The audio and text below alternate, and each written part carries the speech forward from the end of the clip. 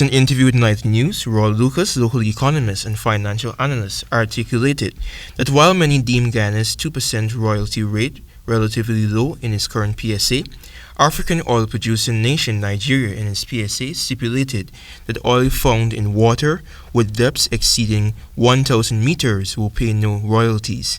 In Guyana, like Nigeria, drilling for oil in the ocean exceeded the depths of 1,000 meters. However, Exxon Mobil has agreed to pay the 2% royalty from its wells.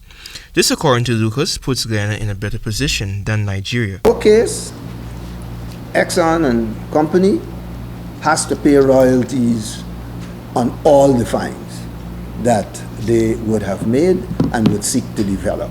They would have to pay royalties on all. It might be 2%, but it is higher than, let us take, for example, Nigeria. Lucas noted that many oil-producing nations have higher royalty rates based on agreements enshrined in their production sharing agreement contracts.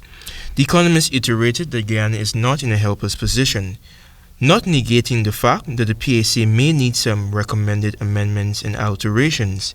However, in its current construct, the agreement is not as bad as many may perceive it to be.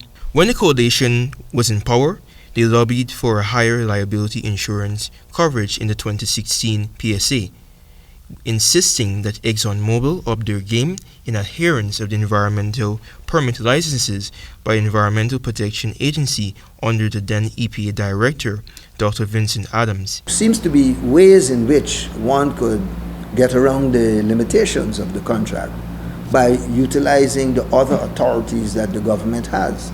Now, apparently, the government didn't want to do that. The one that you have right now, apparently, I don't know.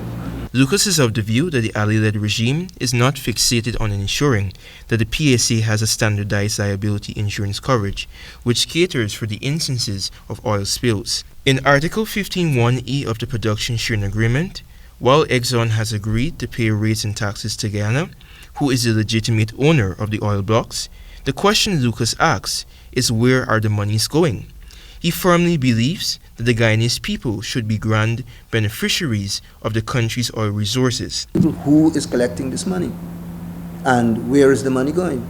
Is the money going to the authority that has the responsibility of, keeping the communities that they have responsibility for clean and operable and so forth? Those who have the responsibility should ensure that they carry out it in a way that is consistent with the best interests of the people of this country. Antonio Dey reporting for the HGP 90 News.